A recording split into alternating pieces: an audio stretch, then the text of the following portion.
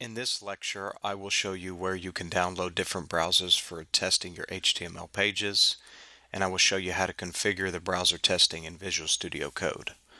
So these three browsers I have in these separate tabs is associated to testing in your browser. You want to be able to test your HTML pages in Chrome, Mozilla Firefox, and Opera. And the reason why you want to do this is that HTML, CSS, and JavaScript render different in all of these browsers. And as you get further and further in web development, you want to make sure that your HTML pages are compatible with all of the different major browsers. Now, Safari is not downloaded on Windows because Apple is not supporting Safari anymore on updated Windows devices. But if you have Mac OS X, it has Safari default.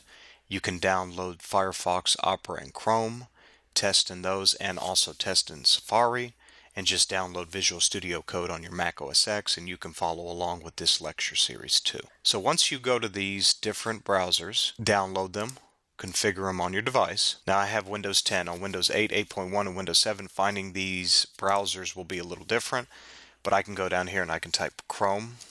I will find it. I can type Firefox, and then I can type Opera. If I click that, it will run. And as you can see right there, I have Opera running. So these are my different browsers that I can render my testing for my HTML pages. Now what I've done here is I've set up a task.json, and I'll show you how you do this. So we're going to press Control-Shift-V. Control-Shift-P. Once we do that, we'll type configure, and then you'll come up right here in this little task, configure task runner. Now in this configure task runner, what I have is a command in a JSON file that associates what I want Visual Studio Code to do, or what I want it to render when it starts. So in this case, I'm creating a command with the version, and the command right here, I'm going to type Opera. And what it's doing is the command is launching the opera.exe application. So right here you notice I have the 3 backslashes here. I have program files 86 opera launcher.exe. If I go to my file folder structure and I go up, and I can find this application right here. So I'll go to my C drive, program files 86, go to Opera, and then my launcher.exe is right there. So this is where I'm going on my Windows device. It's a little bit different on Mac OS X, but it's a similar concept. We're trying to find the application launch.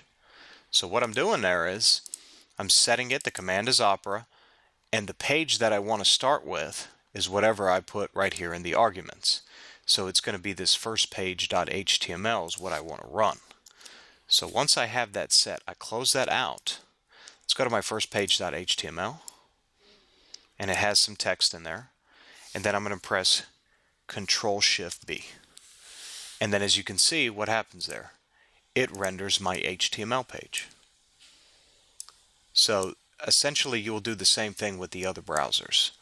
You'll find the file and folder structure and you'll configure that task. So if I go to my C drive, program files, you'll be able to see where these are located. I have Google Chrome right here.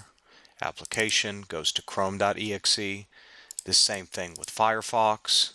You can find that and find that application running right there. I'm going to show you one more and test one more for you. So let's go to task.json. If we go to task.json, the other way to do it is Control-Shift-P and configure task runner. Takes you to this page. Let's just put Explorer. Let's go Edge.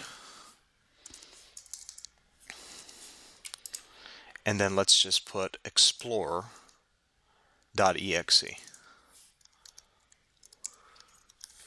Let's see if this runs. Let's save that. Go to our HTML page, Control-Shift-B, launches Edge. So that's the shortcut. Doesn't have to go to the file path because the Explorer.exe is running in the main file path, and that launches my application in Edge right here. and you can configure whatever browser you want to run testing. You also can configure a server with Node.js, or you can configure it with IIS. We will go into these as we get more towards server side and hosting web applications in different lectures. I want to thank you for joining me in this lecture. Have a nice day.